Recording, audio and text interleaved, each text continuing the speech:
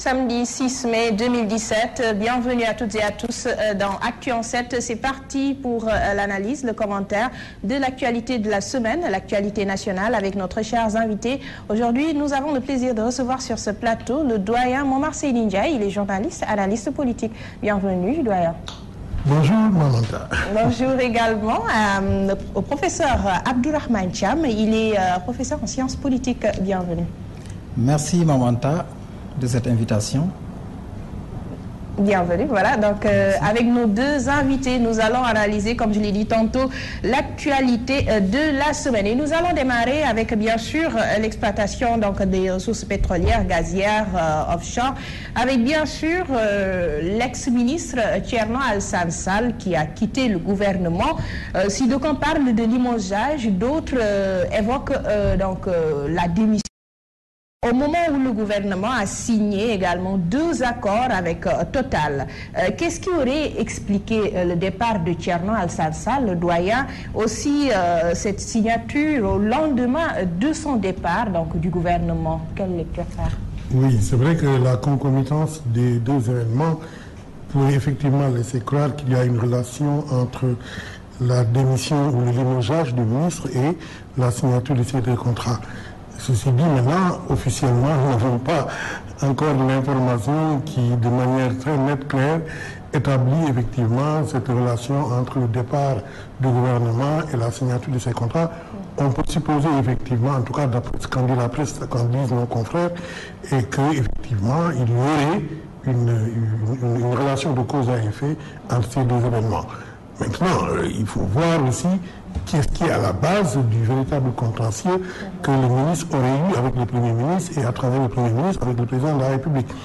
Est-ce que c'est un problème d'éthique qui est lié à la nature même du contrat, au dysfonctionnement, aux mesures de faveur qui seraient, entre guillemets, prises en faveur de Total, où il s'agit simplement d'une sorte d'insubordination qui peut parfois aussi frapper un ministre quand des situations précises se posent.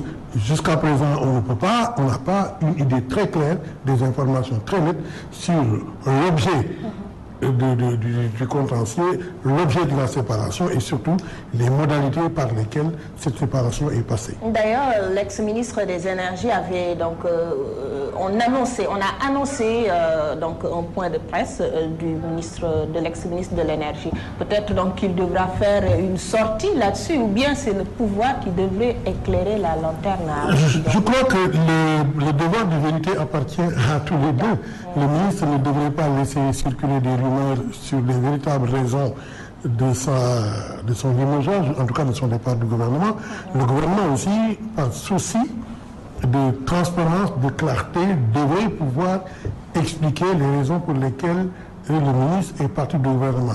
D'ailleurs, si nous mettons en relation la situation de l'Afrique du Sud et celle du Sénégal, je crois qu'il y a quelques mois, quelques semaines, le président sud-africain Jacob Zuma avait licencié son ministre des Finances, et aujourd'hui il y a de très grandes manifestations en faveur du retour du ministre des Finances, et la justice sud-africaine a demandé au président Jacob Zuma de fournir les raisons qui auraient justifié le départ du ministre des Finances. Donc, ceci dit, nous n'en sommes pas encore là, nous ne sommes pas encore à un niveau où, effectivement, la justice peut s'auto-saisir d'un problème qui est délicat pour demander au gouvernement d'éclairer la lanterne des Sénégalais sur les raisons pour lesquelles le ministre a été licencié.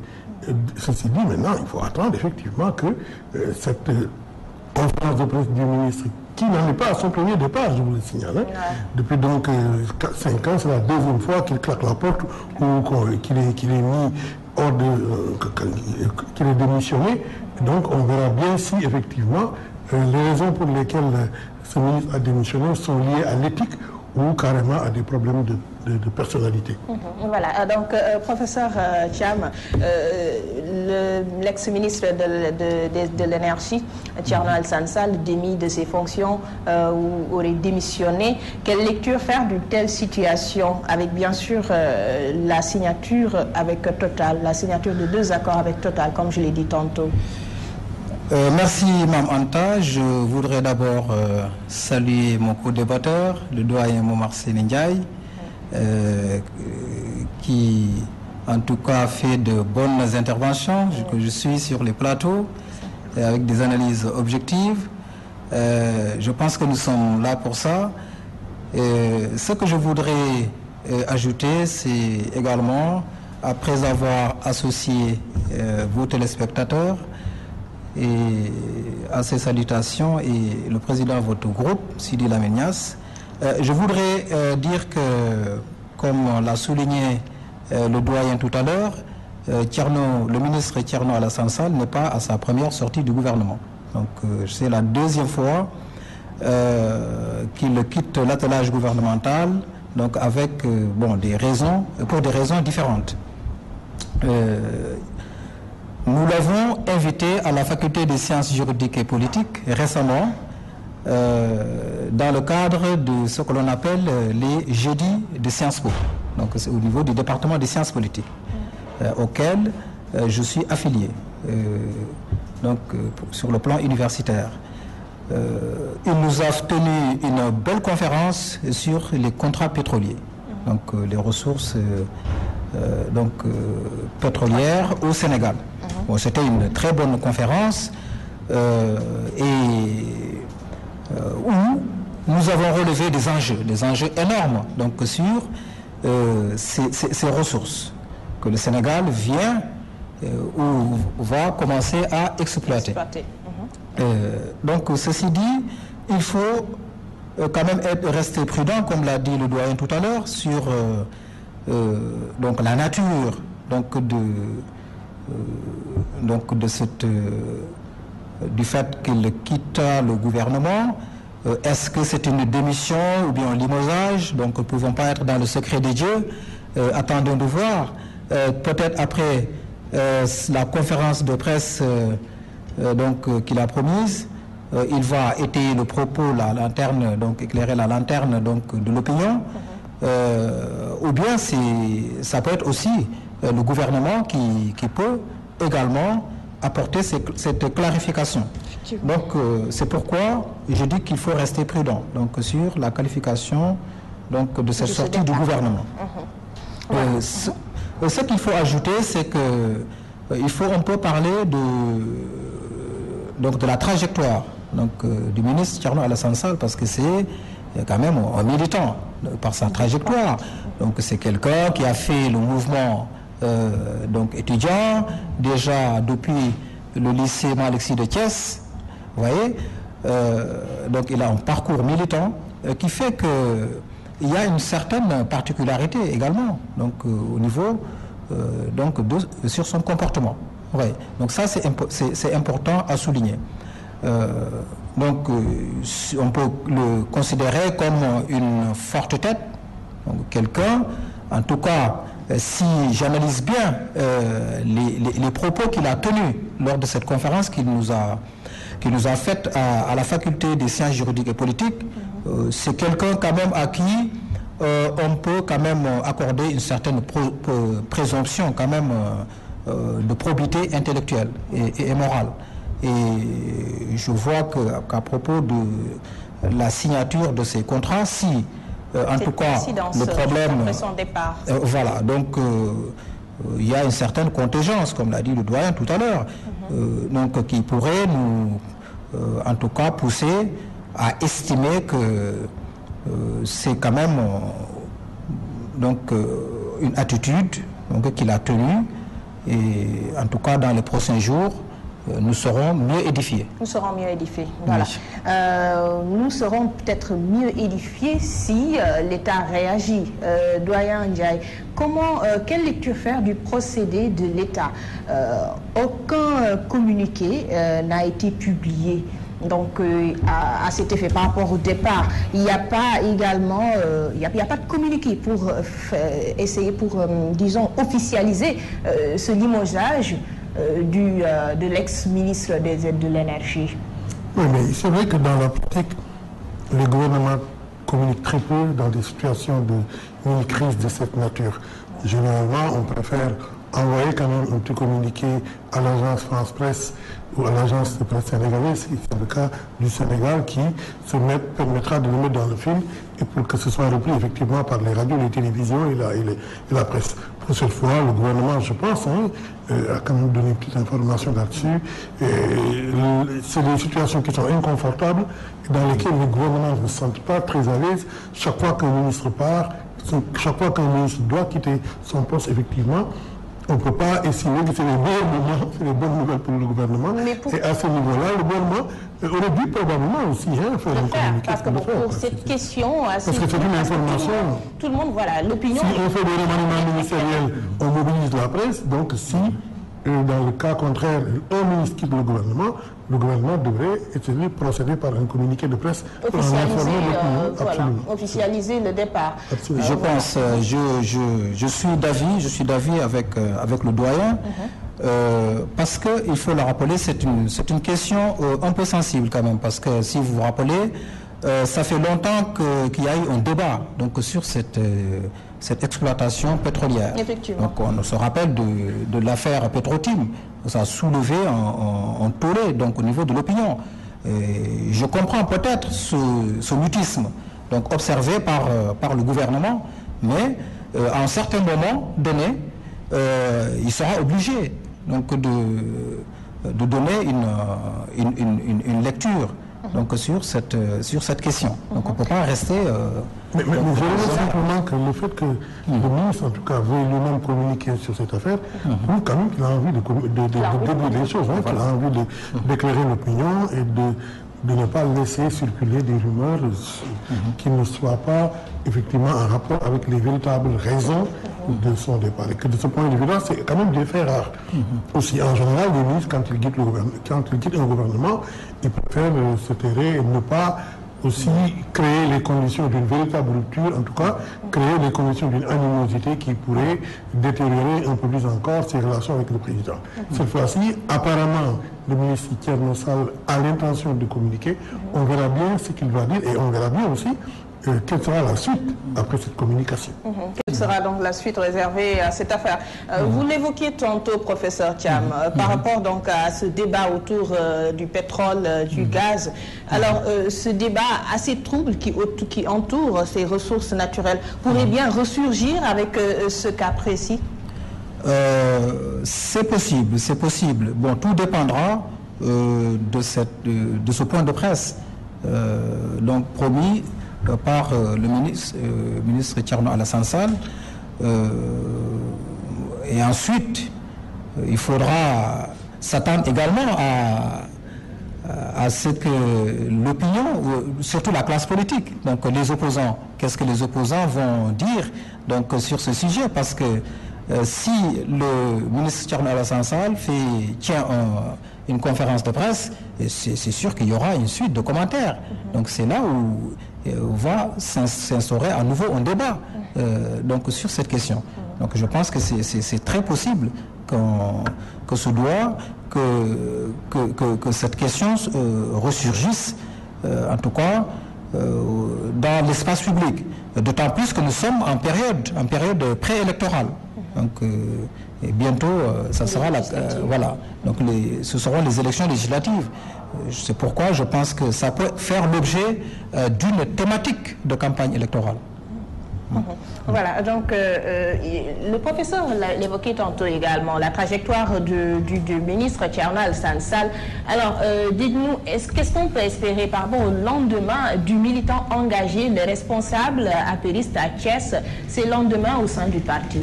Mais écoute, initial, pour dire, je pense qu'au cours de cette conférence de presse, on en saura plus. Les gens par rapport à cette crise, parce que là on voit l'entourage du... Oui, bien entendu, cette crise qui vient un peu dans un pays assez trouble, parce que comme l'a dit tout à l'heure le professeur, on est quand même dans une période électorale. On est à Thiès, effectivement, qui est une ville sensible pour la paix, parce que gagne régulièrement par Idrissa Seck de Réunis, et aujourd'hui, le départ de Thierno Alassane Sall, qui est le coordonnateur de l'APR au sein de la ville de Thiès, et qui est quand même la personnalité la plus en vue au niveau de l'APR, qui a dirigé aussi l'association des cadres de l'APR, c'est pas une personnalité banale, loin s'en faut. Donc aujourd'hui, s'il part dans ces conditions, ça ne peut qu'avoir des conséquences sur le plan politique. C'est la raison pour laquelle d'ailleurs son départ est venu au mauvais moment pour l'APR. Ça, je peux le dire. Et évidemment, à mon avis, c'est un avis d'observateur qui voit les choses d'assez loin. On n'ouvre pas la boîte de Pandore dans des conditions comme ça, surtout à quelques semaines des élections, au moment où on commence d'ailleurs à déposer les cautions pour les listes. Le problème maintenant, c'est pourquoi il a quitté le gouvernement ou pourquoi on l'a fait quitter. C'est ça le point. Si aujourd'hui, dans sa conférence de presse, le ministre révèle qu'il y a des problèmes d'ordre éthique, effectivement, c'est un mauvais coup pour l'APR et pour le président de la République. Parce que les accusations que l'opposition n'a cessé de faire contre l'utilisation du pétrole, contre la gestion du pétrole, depuis l'affaire Petro-Tim jusqu'à nos jours, aujourd'hui, va être encore remise sur le tapis et l'opposition va avoir un nouvel argument de campagne, comme l'a dit tout à l'heure le professeur, pour essayer d'affaiblir un peu la position du gouvernement. Donc tout dépend de ce que Alassane va dire. Pour l'instant, il n'a pas annoncé son départ de l'APR. Si maintenant, par extraordinaire, il annonçait son départ de l'APR au cours de cette conférence de presse, effectivement, les choses iraient de plus en plus mal pour le parti gouvernemental.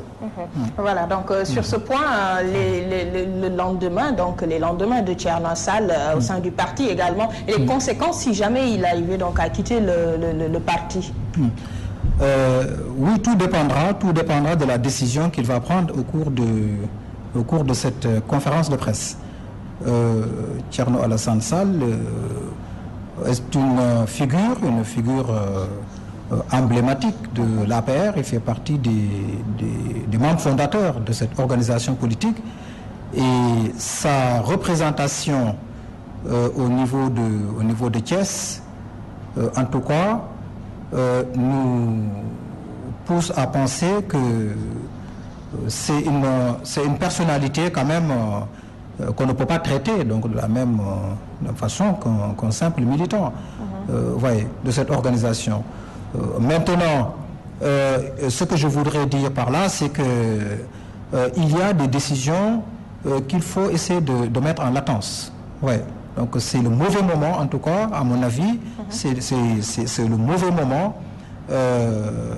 Bon, si c'est en limogeage, c'est le mauvais moment de prendre une telle décision. Bon, maintenant, si c'est également une démission, là, tout dépend des raisons, des facteurs explicatifs donc de ce départ. Bon, c'est là où quand même l'analyse serait plus intéressante si on savait exactement s'il s'agit d'un limogeage ou bien d'une démission. Ouais. Mais là, notre analyse ne peut que rester limité à ce niveau. Voilà. Alors nous allons avancer pour parler législatives, bien sûr, les législatives 2017 avec les investitures en banlieue, plus précisément à Guédiawaye avec le cas Aliou Sall qui avait retiré sa candidature, puis il est revenu sur sa candidature à la députation. Avec sa dernière sortie, traitant l'entourage du président de la République de faucons, de vautours, de taupes, tellement d'insanité. Alors, quel commentaire faire sur cela? L'APR qui se donne en spectacle à quelques jours, à quelques mois des législatives. Donc, quand l'APR ou n'importe quel parti, il y a d'autres partis également. Le parti dominant dans le gouvernement, dans l'attelage gouvernemental a des crises, évidemment, cela rejaillit naturellement sur la gestion du pays. C'est quand le président est perturbé par des événements de cette nature, quand le gouvernement est secoué effectivement par ces sortes de séismes qui interviennent, hélas, de plus en plus fréquemment dans le paysage politique, les Sénégalais effectivement s'interrogent. Ils s'interrogent sur les véritables capacités du gouvernement à maîtriser les choses, à mettre en œuvre les politiques qui sont les siennes et pour sortir les Sénégalais des difficultés. Je dis, encore une fois de plus, ça tombe très mal parce que le gouvernement a pu quand même, depuis quelque temps, montrer des signes que les choses bougent un petit peu sur le plan économique. Le PSC qui a été mis en œuvre a donné quand même des résultats dans certains secteurs qui sont des résultats assez probants, et que le président ne s'est plus effectivement, et son entourage ne se sont plus à mettre en valeur. Mais aujourd'hui, si dans le même temps, concomitamment, des secousses de cette nature-là interviennent régulièrement dans le paysage politique jusqu'à ces accusations extrêmement graves qui sont une véritable défiance vis-à-vis du président de la République. Bien qu'il soit son frère, son attitude est une attitude de défiance vis-à-vis du président de la République. Parce que quand on ne respecte pas l'autorité morale du président de la République, quand on ne respecte pas l'autorité politique du chef de la paix, quand on ne respecte pas du tout l'autorité administrative qui est le chef de l'État, on est dans une situation de défiance. Or, c'est ce qu'a montré Aliou Sall, véritablement, en tenant des propos de cette nature contre l'entourage du président, en revenant d'ailleurs sur la décision qu'il avait acceptée de renoncer à se présenter à la députation comme il lui avait demandé, ainsi qu'à son oncle Timbo, le président de la République. Je crois qu'effectivement, il y a un véritable problème d'image aujourd'hui. Pour le président de la République, pour son entourage, et malheureusement, Aliou Sall n'a fait que contribuer à dégrader davantage cette image en ayant l'attitude qu'il a eue, parce que tout simplement, il donne encore beaucoup d'arguments à l'opposition et installe dans le subconscient de l'opinion qu'aujourd'hui, effectivement, il y a un véritable problème d'autorité. Alors qu'il aurait pu quand même en faire l'économie, par sa proximité biologique avec le président de la République, par sa proximité politique en tant que membre de l'APR, il aurait pu quand même vraiment faire l'économie d'une telle situation. Je pense que les choses ont été apparemment recadrées aujourd'hui. Hier, par exemple, l'APR, le secrétariat exécutif national s'est réuni et probablement des décisions importantes en sortiront et on verra comment le président de la République se donnera en tout cas les capacités de gérer cette situation qui est en train de lui échapper. Parce que si on y prend garde, il arrivera un moment où effectivement ça va être une boîte de Pandore, ça va sortir de partout et à l'arrivée, l'APR en tout cas aura beaucoup de soucis à se faire pour les élections à venir. Je pense qu'il est temps en tout cas pour l'APR de siffler la fin de la récréation et de remettre les choses en ordre pour que l'APR, si elle veut vraiment continuer à être le parti du gouvernement, règle ses problèmes et trouve des solutions. Au moment où l'opposition s'organise, s'organise au moment qu'on voit tout Sénégal. Nous allons d'ailleurs en parler tout à l'heure. Alors, je l'ai dit tantôt, professeur Thiam, par rapport à ces tiraillements entre Aliou Sall, de l'entourage du président de la République, également Moustapha Diakhaté, le président du groupe parlementaire Benno Bokk Yakaar, qui a répliqué les insanités, une crise qui sévit au sein de l'APR. À quelques mois de législative. Oui, je pense qu'il y a une crise, au sein de l'APR aujourd'hui. Et je l'avais dit à un éminent membre de l'APR un jour lors d'un débat. Il disait que le problème de l'APR, c'est que le président Macky Sall n'a pas pris la décision de structurer son parti. Oui. Donc l'APR souffre d'un problème de non-structuration. Donc c'est comme une auberge espagnole où chacun revendique donc une certaine autorité. Il n'y a pas de chef. Vous allez par exemple dans certaines circonscriptions, vous verrez donc une querelle de leadership, etc.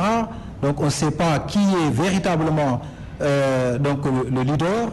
Donc ça pose un problème alors qu'un parti politique est censé être une organisation donc bien structurée, oui, qui repose sur des règles. Bon, c'est ça qui manque au niveau de l'APR aujourd'hui. Et je pense que la chance que ce parti a eue, c'est de s'être inséré dans une coalition, Macky 2012. Donc jusqu'à présent, on ne sait pas même le poids réel de l'APR. Donc en termes électoraux. Oui. Donc je pense que c'était un moment important après les élections municipales. Je pense même les élections municipales, on pensait que cette structuration allait être faite. Tel n'a pas été le cas. On a laissé les choses donc rester dans leur état. Et aujourd'hui, on a vu cette question s'est déjà posé lors de l'élection de l'Association des maires du Sénégal, du bureau de l'Association des maires du Sénégal. Donc c'est avec la même personne, c'était Aliou Sall. On a vu les problèmes qu'il y a eu à l'époque, vous voyez, des querelles de positionnement. Bon, aujourd'hui, c'est une affaire qui se reproduit. Bon, ce que je voudrais dire, c'est à deux niveaux d'analyse. Premier niveau, le maire ou le président, il est président de l'Association des maires du Sénégal, Aliou Sall, a le droit de se présenter à une élection, présenter comme candidat, dire que je suis candidat à la candidature de l'APR ou de Benno Bokk Yakaar au niveau de la circonscription de Guédiawaye. Ça, c'est un droit. Ouais. Mais, et là, c'est le deuxième niveau d'analyse, du point de vue éthique, et moral. Je pense qu'il serait bien, si on tire donc les leçons de l'histoire, ce qui s'est passé en 2012 avec le président Wade, à propos du ticket présidentiel. On a reproché à tort ou à raison au président Wade à l'époque qu'il était en train de préparer une succession dynastique au pouvoir. Ouais. Et d'ailleurs, c'est un facteur, en tout cas, qui a joué dans son départ du pouvoir. Partant de l'analyse de cette histoire politique, je pense que Aliou Sall devrait, pour ne pas gêner le président de son parti, ne pas faire office de candidature à ces élections. Déjà qu'il occupe certaines fonctions importantes de représentation, maire de Guédiawaye et aussi président de l'Association des maires du Sénégal. Ouais. Donc pour ne pas pousser, en tout cas, l'opposition à avoir un argument de taille. Ouais. Si vous vous souvenez des propos du député maire Barthélémy Diaz quand il est allé à Guédiawaye. Oh, il a dit à son moment que le fait d'élire Aliou Sall le mettrait dans une situation de dauphinat constitutionnel, parce que s'il est élu président de l'Assemblée nationale, donc il serait le deuxième personnage de l'État. Vous voyez. Donc je pense que si Aliou Sall ne s'était pas présenté à ces élections, ça ne gênerait pas le président Macky Sall. Oui. Et même en dehors de ce cadre, donc dans notre culture, quand même, comme l'a dit le doyen tout à l'heure, cette attitude de défiance est culturellement gênante. Oui. Donc votre grand frère, quand même, biologique, si vous demande quand même de surseoir à tel comportement, vous devez obéir à ça. D'autant plus que si Aliou Sall est arrivé à ce niveau de responsabilité, voilà, surtout. Il le doit certainement à l'onction, à l'influence et la caution du président de la République. Voilà, je crois que ce qu'il a amené là-bas, c'est les mêmes raisons qui ont demandé effectivement de mettre un peu en parenthèse sa boulimie en termes de responsabilité, de posture. Imaginez un seul instant un Mamanta avec un président de la République, Macky Sall, le bureau de l'Assemblée nationale dans lequel on aurait Aliou Sall, on aurait Timbo, on aurait quelques personnalités proches du président, mais cela ressemblerait à quoi? Cette image-là est désastreuse. Et je pense que le président de la République a eu raison de demander à Aliou Sall de ne pas se présenter, parce qu'il a déjà suffisamment de responsabilités. Et il a déjà porté suffisamment de tort à son image dans l'affaire Petro-Tim, qui encore sera un argument de campagne jusqu'en 2019. Aujourd'hui, il est temps que Aliou Sall comprenne que le président a quand même suffisamment fait pour lui et qu'il y a des Sénégalais qui ont les mêmes compétences que lui, sinon encore beaucoup plus, et qui sont capables, dans l'entourage du président comme ailleurs, qui sont capables d'occuper ces responsabilités-là. C'est une question d'éthique, le professeur l'a dit tout à l'heure. Et à la limite, c'est pas une question sociétale. On ne peut pas aujourd'hui défier publiquement quand même une personne qui est si proche de vous et par l'onction de qui vous êtes arrivé à ce niveau de responsabilité. Mais nous sommes en politique, le professeur l'a dit tout à l'heure, c'est son droit, donc il a entièrement le droit de porter sa candidature à la députation. Peut-être qu'il espère avoir un poids conséquent, un poids... Non, le problème n'est pas là. Le problème, c'est que il faut dire les choses telles qu'elles sont. S'il n'y avait pas eu l'influence du président et son onction, Aliou Sall ne serait pas là. C'est cette onction et cette influence qui l'ont mis là-bas, et c'est cette même onction et cette influence qui aujourd'hui l'enlève de ce poste. C'est clair, enfin, l'empêche d'aller en députation. On ne dit pas qu'il n'a pas de mérite personnel, on ne dit pas qu'il n'a pas les compétences techniques et professionnelles. Je connais suffisamment Aliou Sall pour penser effectivement qu'il a la compétence, puisqu'il a été quand même un de mes agents au Soleil quand il était journaliste. Je le connais suffisamment. Je le connais certainement une compétence, mais il faut aujourd'hui reconnaître qu'il y a d'un côté l'image de son frère président et sa carrière personnelle. Est-ce qu'aujourd'hui, il peut mettre sur la balance l'image du président et sa carrière personnelle? Et est-ce qu'il peut continuer à donner à l'opposition des arguments pour affaiblir le président de la République? Je pense que si on se situe dans le cadre de l'APS, de l'APR, il ne devrait pas le faire. Maintenant, le délit de flatterie n'existe pas. Parce que vous n'avez pas le même ADN, vous ne devez pas avoir des responsabilités. Mais si Aliou Sall était dans l'opposition, le peuple ne s'opposerait pas. Tout à fait. S'il ne donnait son ascension qu'à son mérite personnel, par exemple, hors de la paix, le peuple ne s'opposerait pas. C'est parce qu'il est à cette posture, grâce à l'onction du président de la République, qu'aujourd'hui, il devrait accepter que le président lui dise si vous continuez à avoir ces postures et ces avantages dans l'appareil de l'État, cela peut donner des arguments à mes adversaires politiques qui pourraient l'utiliser contre moi. Ça, je pense que chacun doit le comprendre et c'est un problème social et c'est un problème sociétal. Je pense que c'est important, cette dimension éthique et morale, parce que, on me dira que je suis platonicien, mais quand même, Platon avait raison de dire que l'action politique doit être recentrée autour des valeurs éthiques et morales. Ça, c'est important. Et même dans notre histoire politique, dans la révolution Torodo, Thierno Souleymane Baal avait soulevé ce problème d'accès à la fonction de l'imam. Vous voyez? Donc, il disait qu'il ne fallait pas que les gens acceptent que l'imam vienne de la même famille, à des élections successives, à des choix successifs. Donc je pense que ça doit aussi nous servir de référence, surtout au moment où on parle de moralisation de la vie politique.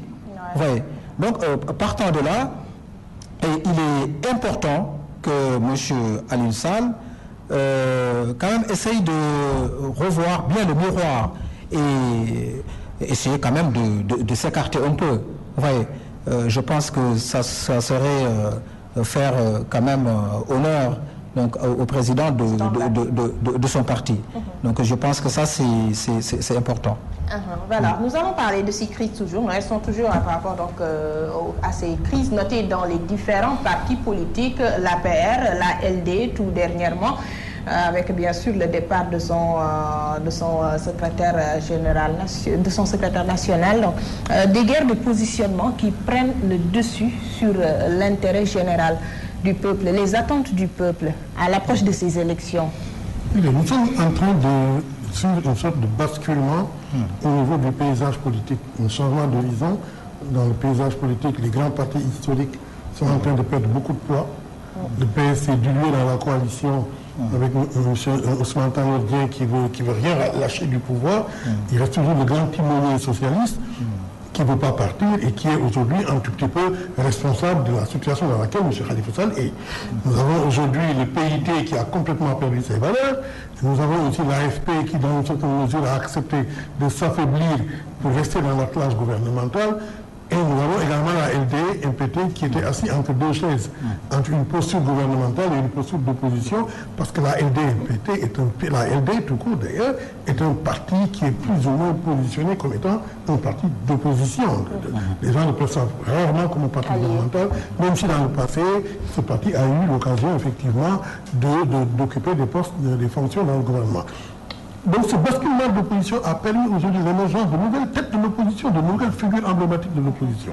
Ces crises-là aujourd'hui sont des crises structurelles qui font que ces partis n'ont pas pu se renouveler.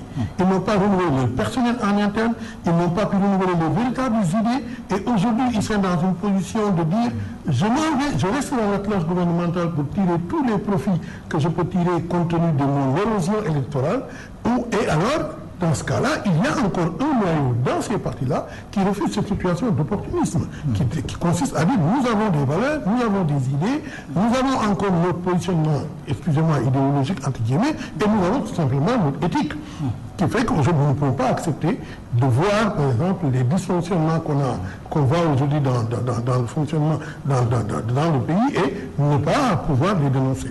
L'attitude de Mamadou Ndoye est compréhensible. Je l'ai rencontré plusieurs fois, un peu avant son départ, peut-être, et plusieurs fois au cours de rencontres médiatiques. C'est clair que pour lui, l'ALD-MPT ne peut pas continuer à se taire devant, par exemple, l'arrêt des poursuites de la CREI. Ça, c'est un problème fondamental pour lui. La reddition des comptes, la poursuite des personnalités visées, ciblées par la CREI, c'est quelque chose qui lui est resté au travers de la gorge. La situation de Khalifa Sall également lui est restée au travers de la gorge. Il y a un certain nombre de choses, l'interdiction des marches, la limitation progressive un petit peu et récurrente des libertés politiques à travers les marches, c'est des choses également qui lui sont restées au travers de la gorge. Maintenant, il se trouve qu'au sein de la LD-MPT, ce débat a été posé plusieurs fois entre eux, et il y a eu des lignes de démarcation nettes entre qu'est-ce qu'il faut faire dans une situation pareille, sortir du gouvernement, voler de ses propres ailes, ou continuer à accepter le pacte de rester dans Benno Bokk Yakaar, parce que la LD avait accepté ce pacte. Et donc, de ce point de vue-là, le même débat qui s'est posé à la LD s'est posé au PS, sauf que Mamadou Ndoye a eu la dignité de dire, dans ces cas, je préfère me retirer, alors que Ousmane Tanor Dieng a préféré continuer à rester et à tirer profit effectivement des avantages du pouvoir. Et on a vu les conséquences. Voilà, donc ça a toujours été la pomme de discorde, hein, avec bien sûr ces crises au sein des partis, comme je l'ai dit tantôt, l'intérêt général qui est mis à côté, des guerres de positionnement, tout ce qui est coalition, donc ralliement, qui prennent le dessus. Tout à fait. Oui, je pense qu'au Sénégal, nous assistons à un processus de recomposition qui commence à se manifester au sein des partis politiques. Mais ce qu'il faut d'abord souligner, à mon avis, c'est que depuis un certain temps, la vie politique sénégalaise se professionnalise. Donc, il y a un processus de professionnalisation. La professionnalisation, c'est un processus par lequel les individus quittent leur fonction principale pour se consacrer à temps plein à l'activité politique. Vous voyez, dans notre imaginaire politique au Sénégal, on a longtemps pensé que le fait de faire la politique était un moyen de promotion sociale. Vous voyez, et ce qui fait que souvent les hommes politiques, en tout cas, mènent des combats très hardis dans le champ politique. Vous voyez, donc ce processus de professionnalisation a comme conséquence le blocage du renouvellement de la classe politique. Donc ce qui fait qu'aujourd'hui vous avez par exemple des leaders qui sont à la tête de leurs organisations depuis des années. Vous voyez, et qui ne veulent pas donc voir d'autres jeunes émerger. C'est le cas au niveau de l'AFP. On a vu comment...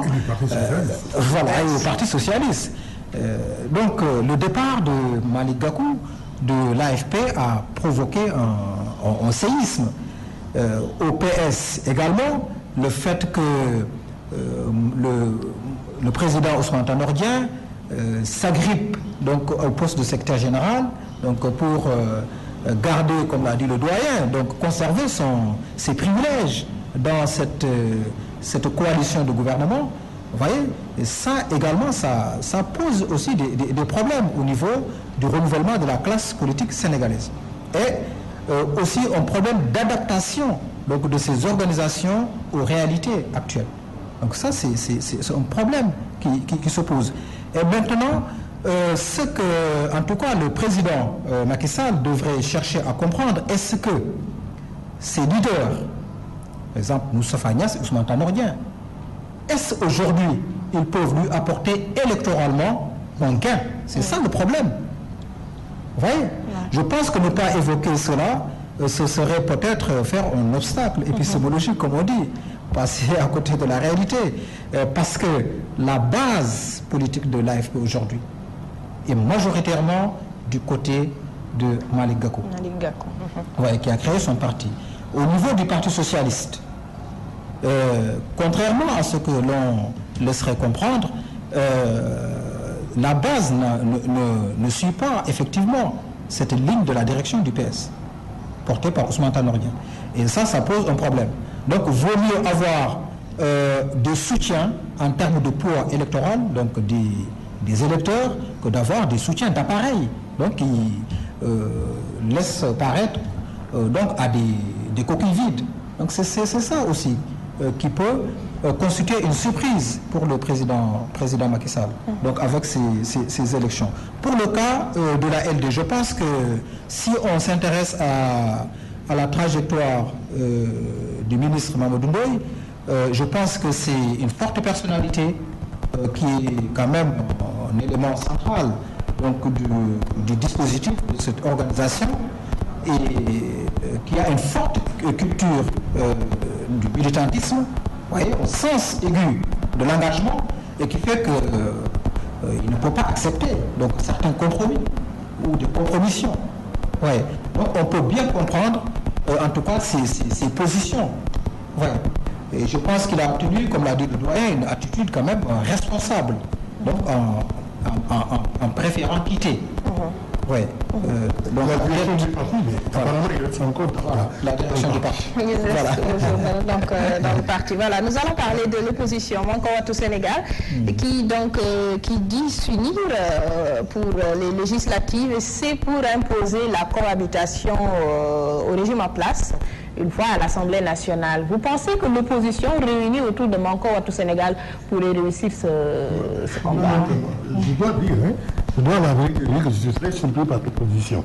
Je suis de ceux qui pensaient effectivement que l'opposition, dans les conditions actuelles, compte tenu du lourd potentiel qui existe entre eux, entre ces leaders, aurait beaucoup de mal à suivre.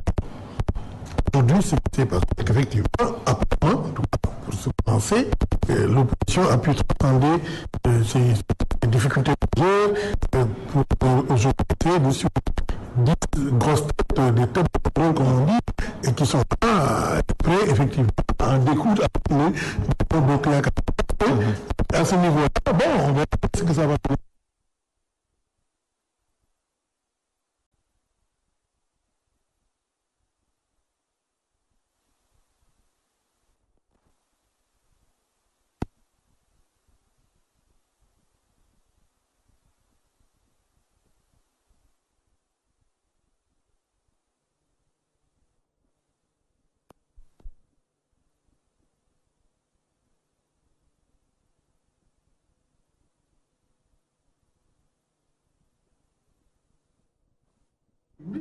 Et même s'ils vont à l'Assemblée nationale, comment ils vont se comporter pendant toute la législature? Donc les choses ne font commencer pour l'opposition. Il serait à mon avis hâtif de crier victoire en disant c'est bien, voilà, Eureka, l'opposition s'est déjà constituée et on voit déjà la cohabitation. On est encore très loin de la cohabitation. La cohabitation ne pourra sortir que par les urnes, elle ne peut pas sortir par une sorte d'incantation. Donc l'opposition a encore des défis à relever. Il est important que d'une façon nette aujourd'hui, qu'on puisse constater en réalité qu'il y a une unité par la tête, par les leaders, mais il faudra voir par la suite comment cette unité se traduira à la base, comment elle sera ressentie au sein des cette unité dont vous parlez. D'ailleurs, on se rappelle la crise qui sévissait au sein de Manko Wattu Sénégal il n'y a pas longtemps. Donc, c'est même partis qui reviennent pour s'unir à nouveau. Non, mais de toute façon, Manko, il n'y a pas tout le monde qui a Manko ou a on a vu que le président Abdoulaye a pris quand même la tangente. Oui, on a vu que le rapprochement entre Idrissa Seck et le reste, ce qui reste du PDS, n'a été possible qu'avec le départ de Farba Senghor, de Pape Samba Mboup et de Souleymane Ndéné Ndiaye qui était déjà parti au moment. Aujourd'hui, Idrissa Seck peut espérer trouver une nouvelle santé avec ce qui reste du PDS, parce qu'il n'en reste pas grand-chose au fond, et essayer de voir comment conglomérer autour de lui, agréger autour de lui Pape Diop et Modou Diagne Fada, avec qui il n'a pas eu que des rapports très tendres. C'est vrai que la suite nous paraît extrêmement surréaliste. On va voir ce que ça va donner. En tout cas, aujourd'hui, il faut quand même constater que l'opposition, de façon formelle, a réussi à mettre en place un bloc. Il faudra voir par la suite ce que ça va donner, mais le chemin encore pour la véritable unité est encore long. La cohabitation aussi très lointaine, comme vous l'avez dit tantôt. La cohabitation ne se décrète pas. Voilà. Alors, votre analyse par rapport à cette union de Manko au Sénégal, cette nouvelle union, disons, après la crise qui a sévi au sein de cette coalition tout dernièrement. Tout à fait. Comme vient de le souligner le doyen, la cohabitation ne se décrète pas. Je pense qu'elle se construit. Je pense que c'est un processus. Et aujourd'hui, on se rend compte que dans les démocraties modernes, pour gagner une élection, il ne faut pas risquer d'aller tout seul. Je pense que la réalité montre que les organisations politiques se regroupent autour de coalitions qui fait qu'on assiste à ce processus de cartélisation des partis politiques. Ça, c'est important à souligner. Donc cette cartélisation des partis n'est pas un fait nouveau au Sénégal, les jeux de coalition. Parce qu'on se souvient, c'était en 2007, si je me rappelle bien, 2006 je crois, 2006 parce que les élections ont été reportées après les législatives. Il y avait le Front Civil Sénégal qui a été créé, une coalition qu'on pensait même aller pouvoir gagner ces élections. Bon, finalement, il y a eu des problèmes internes de positionnement. À l'époque, c'était entre Réumi, de Idrissa Seck, et le Parti Socialiste. Bon, avec Manko au Sénégal, bon, espérons. Tout dépendra de l'attitude des leaders au sein de cette coalition. Parce que quand on fait quand même une coalition, il faut des sacrifices. Vous voyez, et on sait qu'il y a de fortes têtes au sein de cette coalition. D'abord, il y a au niveau des régions des figures imposantes. On prend le cas de Thiès. Donc il y a Idrissa Seck par exemple. Bon, à Dakar, vous aurez par exemple Khalifa Sall, le président Pape Diop. Vous voyez, il y a aussi le président Malick Gakou au niveau de Guédiawaye. Et donc ce sont des figures quand même qu'il ne faut pas sous-estimer. Et l'électorat au Sénégal fait que ce sont des circonscriptions qui peuvent influer sur les résultats. Donc si toutefois cette coalition arrivait à gagner. Donc là, on raisonne en termes d'hypothèse. Si l'opposition arrivait à gagner ces circonscriptions. Il faut dire qu'Abdoulaye Baldé manque aussi à la paix. Voilà, il y a Abdoulaye Baldé au niveau de ces distances, il ne doit pas se mêler, alors qu'apparemment il contrôle encore la région. Donc ça, c'est un autre élément qui peut être donc intéressant. Et que l'attitude de n'est pas encore très clairement définie, elle est encore dans le PDS, et on a l'impression qu'elle a envie de faire son envoi. Il y a encore beaucoup de questionnements, même par rapport aujourd'hui à la plateforme programmatique autour de laquelle cette opposition va s'entendre. Il ne s'agit pas d'additionner des leaders comme ça, de mettre à la queue de l'heure. Il faut voir sur quelle base ce qu'ils vont proposer. Ils vont proposer quelle alternative politique tout à fait proposer aujourd'hui, et pour l'instant, ce n'est pas encore clair. Donc il faudra donc une offre politique qui constitue une véritable alternative crédible. Et aussi au niveau des investitures également sur les listes, il faudra aussi ça c'est le gros point donc il faudra franchir en tout cas cette étape pour pouvoir en tout cas croire peut-être à une hypothèse de cohabitation. Mais en tout cas pour le moment, il ne faut pas être donc affirmatif. Affirmatif, voilà. Alors, donc, attendons de voir. Certainement, peut-être Manko au Sénégal va proposer quelque chose, comme vous l'avez dit. Hein. Donc, une offre politique, des questions alternatives qu'on va essayer de voir. Donc, s'il peut proposer quelque chose. Hein. Aujourd'hui, Manko, votre Sénégal s'évertue à construire la pédagogie de la cohabitation. Je pense que c'est un mot que les Sénégalais n'avaient pas l'habitude d'entendre tellement, qui aujourd'hui commence à résonner dans leur tête.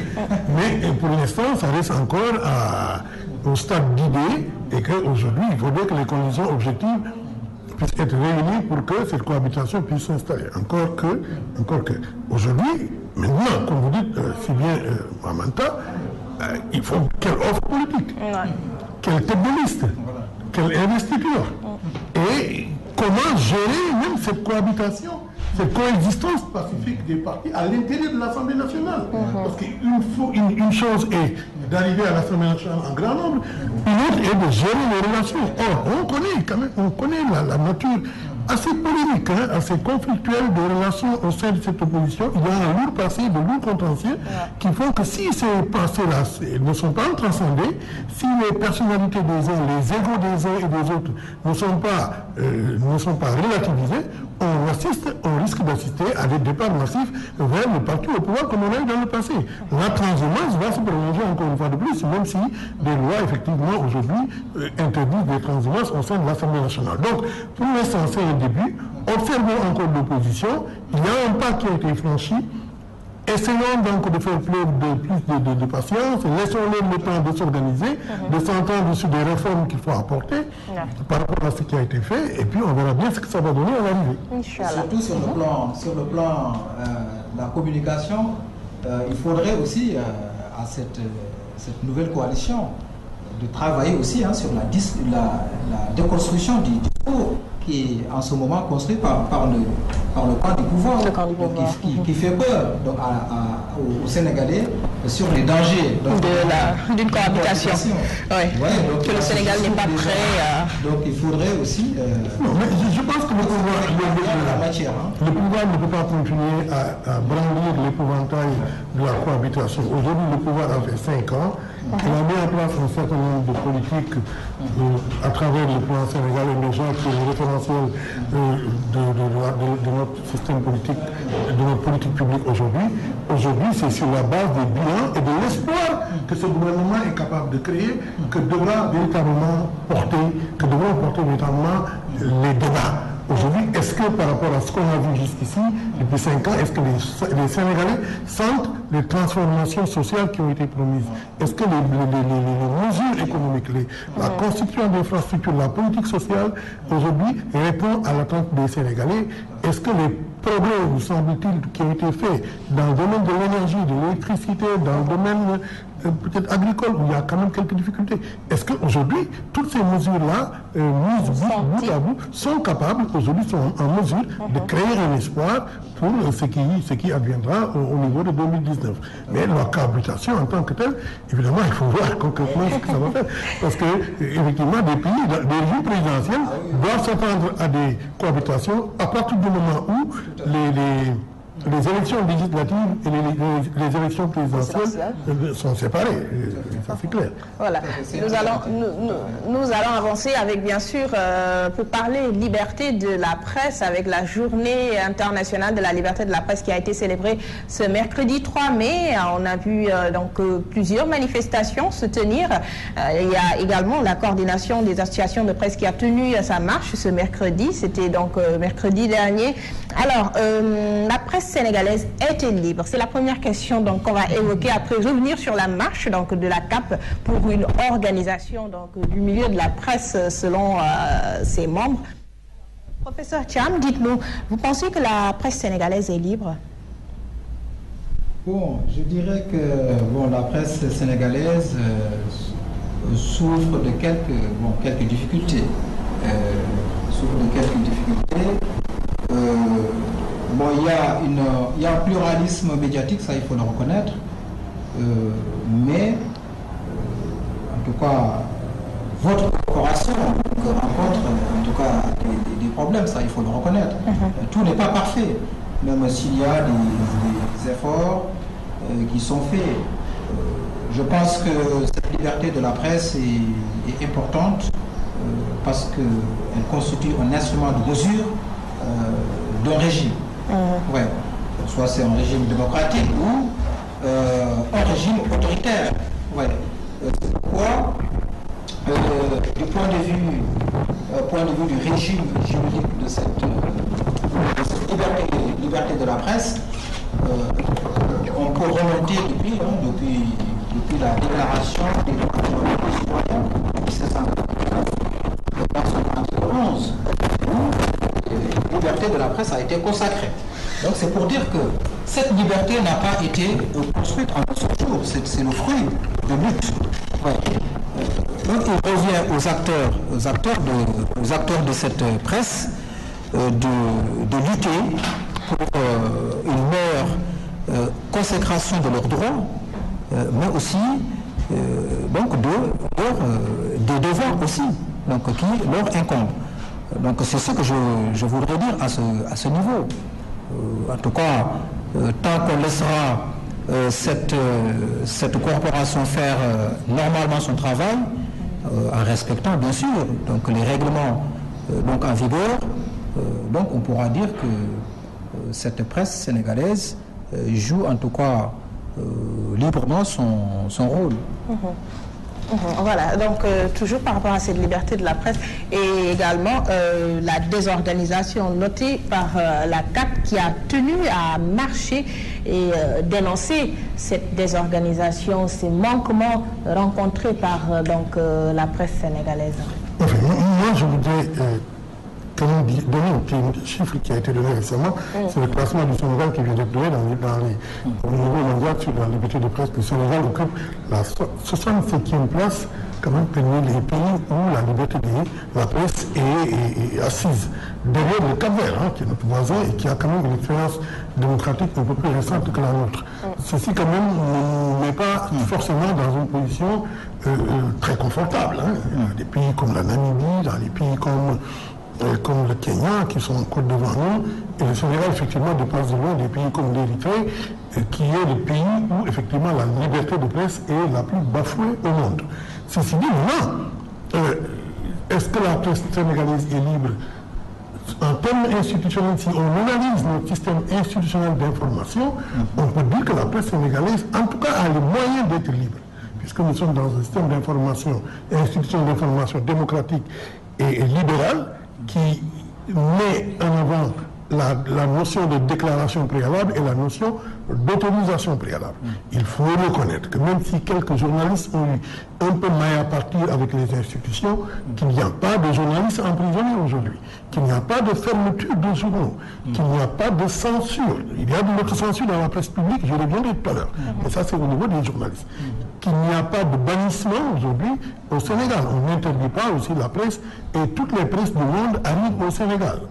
Il n'y a pas de barrières également qui ont été mises dans les networks, dans le système Internet qui empêchent aux Sénégalais de s'informer. Les Sénégalais s'informent librement par la presse locale et par les moyens de la presse internationale. Et comme je l'ai dit encore, il n'y a aucun journaliste dans les prisons sénégalaises. De ce point de vue-là, on peut espérer en tout cas que les Sénégalais, que la presse sénégalaise a les moyens d'être libre. Maintenant, ce qui se passe, c'est qu'il y a des problèmes structurels qui ne sont pas aujourd'hui réglés. Nous avons encore un service public trop fort et qui manque véritablement de liberté. Il est anachronique qu'un pays comme le nôtre, qu'un pays à vocation démocratique, puisse encore avoir un quotidien dans le service public. La presse écrite, la presse est une fonction libérale. On ne peut pas aujourd'hui garder encore entre les mains de l'État. Le secteur de l'audiovisuel, il est anachronique qu'un maire dirige la RTS. Ce n'est pas acceptable. Il est anachronique qu'un ministre même dirige en même temps une presse privée. C'est que des ministres dirigent la presse privée. Je pense que ce sont des dysfonctionnements dans notre architecture médiatique qu'il faut qu'on corrige. Et au-delà de ça, pour répondre un peu à ta question, à votre question sur la marche, il Il y a beaucoup d'amalgames dans ces marches. Malheureusement, on n'a pas eu le temps d'en débattre suffisamment. Il y a beaucoup d'amalgames dans ce qui a été dans les revendications qui ont été menées. On aurait pu les décortiquer et les analyser, mais ce qui est sûr et certain, c'est qu'aujourd'hui, il faut quand même que nous puissions avoir un nouveau code de la presse qui tienne compte des réalités sénégalaises, qui tienne compte et qui donne aujourd'hui aux entreprises de presse les moyens économiques de leur subsistance. Les patrons de presse doivent faire des efforts aujourd'hui et pour quand même garantir des salaires décents aux journalistes. Et l'inspection du travail doit également faire un effort pour faire en sorte que les entreprises de presse puissent respecter la loi, respecter les régimes de paiement, de traitement des salaires, les cotisations sociales. Et si on doit faire une régulation, à mon avis, c'est par le haut qu'on doit faire une régulation. Un contrôle véritablement précis sur la manière dont la presse privée aujourd'hui traite ses employés. On a vu récemment un groupe de presse décider comme ça, de but en blanc, de mettre en chômage technique 3 journalistes ou une inspection du travail. Pourquoi certains journalistes, certains directeurs d'organes de la presse privée, parce qu'ils ont une proximité avec le pouvoir, se donnent tous les droits? Il faut aujourd'hui maintenant que les gens aient le courage de poser ces problèmes et qu'on puisse dire aujourd'hui quelle est la situation de la presse sénégalaise et qu'on mette en place un véritable régime d'aide. Un régime d'aide économique, un régime d'aide fiscale et un régime d'aide financier. Aujourd'hui, le fonds de développement de la presse dont on se prévoit aujourd'hui, qui va changer, qui va remplacer l'aide à la presse, n'est qu'un élément du régime d'aide. Si on ne met pas en place un dispositif de régime d'aide économique, un dispositif de régime d'aide fiscale, un dispositif de régime d'aide financier, on n'en sortira pas. En France, pour conclure, on a réglé ce problème dans une certaine mesure en mettant ce qu'on appelle en place le pot commun. C'est-à-dire on demande à toutes les sociétés nationales et ce qu'il en reste de consacrer une partie de leur publicité à la presse la plus faible économiquement. Et de ce point de vue, même si les sociétés nationales ne commandent pas directement des annonces dans votre journal, vous avez une petite partie de la publicité publique qui va vous revenir. Il faut qu'on arrive à cette situation-là. Malheureusement, on n'a pas eu le temps de les développer, mais je pense que dans la marche de la CAF, il y a beaucoup d'amalgames et on essaie quand même de faire la part belle aux chefs d'entreprise privées, alors qu'en réalité, les véritables problèmes ne se posent pas dans la presse publique. C'est dans les médias privés que les problèmes se posent, parce que c'est là où on enfreint les lois. Je suis tout à fait d'accord. À ces problèmes, oui, vous voulez rajouter? Oui, je sais. Je voulais juste rajouter qu'il y a, en tout cas, il reste beaucoup de réformes à faire dans ce domaine. Malgré ce code de la presse, il faudrait revoir donc avec les acteurs de la corporation, parce qu'on ne peut pas. Le problème, en tout cas en Afrique souvent, c'est qu'on enclenche des réformes de manière verticale. Absolument. Alors qu'il faudrait que ça soit de manière horizontale. Il faut discuter la concertation avec les acteurs qui connaissent leur milieu. Donc à partir de là, on peut trouver des solutions crédibles. Donc c'est ça qui manque.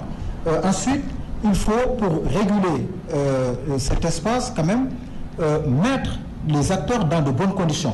Moi, je suis d'avis avec le doyen sur ce besoin de libéraliser davantage. Parce qu'on ne peut pas, donc aujourd'hui, concevoir quand même certains médias d'État, quand même prendre le quasi-monopole quand même de l'espace médiatique. Ouais. Ça, on ne peut pas comprendre. Et surtout, certains conflits d'intérêts. Donc, qui sont là et qu'on ferme les yeux. Donc, ça aussi, c'est pas normal. Il y a des problèmes qui doivent être soulevés. Voilà, donc ça pose un véritable problème. Je pense qu'il faut aménager un cadre juridique favorable, quand même, au travail des acteurs, donc des médias, d'une manière générale. Je pense que si on le fait, on sera, en tout cas, à un niveau qui n'est pas celui qu'on a aujourd'hui en termes de classement, comme l'a précisé tout à l'heure le doyen. 67e place quand même derrière certains pays qui ont quand même une histoire. Donc qui ne sont pas notre histoire, donc ça pose un problème. Alors, en quelques minutes, doyen, nous allons revenir sur la démarche de la CAP, parce que le plan d'action, ils ont eu donc ces membres ont eu à se rapprocher de certaines familles religieuses, donc et puis cette marche. Est-ce que vous pensez que cette démarche pourrait régler vraiment ce problème de la presse? Moi, je suis toujours gêné quand on dérange les autorités religieuses vraiment dans le quiétude, dans le recueillement pour des problèmes que normalement notre espace politique devrait pouvoir régler, qui pouvait se régler là-dessus. Les honorables chefs religieux ont autre chose à faire que d'entendre des discours sur la situation des médias. D'autant plus que de ce point de vue-là, les médias ont beaucoup de choses à se reprocher. Et de ce point de vue-là, très franchement, que ce soit pour le dialogue social comme pour la démarche qui consiste à aller systématiquement déranger, je dis bien déranger les chefs religieux sur des questions que la loi traite. Il suffit simplement que l'inspection du travail fasse son travail. Il suffit simplement que l'État ait la volonté de libérer le service public de l'emprise dans laquelle il est enfermé depuis des années. On ne peut pas avoir ce qu'on a comme capacité à la RTS, ce qu'on a comme capacité au soleil, et les maintenir dans une sorte de contrainte permanente, par absence de liberté, parce que ces talents qui sont là-bas, qui dorment et qui ont du mal à exploser. Je crois que ça, on ne peut pas le régler en ayant voir les chefs religieux, parce que tout ce que les chefs religieux peuvent faire, et c'est très important, c'est de former des prières, mais ils ne vont pas à leur place venir réguler la presse pour nous. De ce point de vue-là, effectivement, à mon avis, je mets beaucoup de bémol dans cette démarche-là, parce qu'elle ne me paraît pas être la meilleure, parce que s'il faut sensibiliser les chefs religieux, eh bien, ils écoutent la presse, ils écoutent les radios, ils regardent la télévision, ils voient ce qui se passe, ils ont dans leur entourage des intellectuels qui sont capables de les informer. Donc, on n'a pas besoin vraiment d'aller les déranger pour cela. Voilà. Donc, c'est la fin d'Actu en 7. On aurait bien voulu donc revenir sur cette question de la presse, mais bon, ce sera partie remise une prochaine fois. Voilà. Merci, très chers invités. Professeur Abdourahmane Thiam, vous êtes spécialiste en sciences politiques. Merci également, doyen Momar Seyni. Merci, professeur Thiam. Merci, doyen. Toujours honoré. Merci, doyen Momar Seyni Ndiaye. Vous êtes journaliste et analyste politique. Merci très chers téléspectateurs de nous choisir, de nous suivre, restez en compagnie des programmes de Walf TV. Merci du côté de la régie à Cheikh Tidiane Diop, Cheikh Tidiane Ndiaye. Mention spéciale à Ouzin Sall, Ousseynou Sall. Alors restez en compagnie des programmes de Walf TV samedi prochain.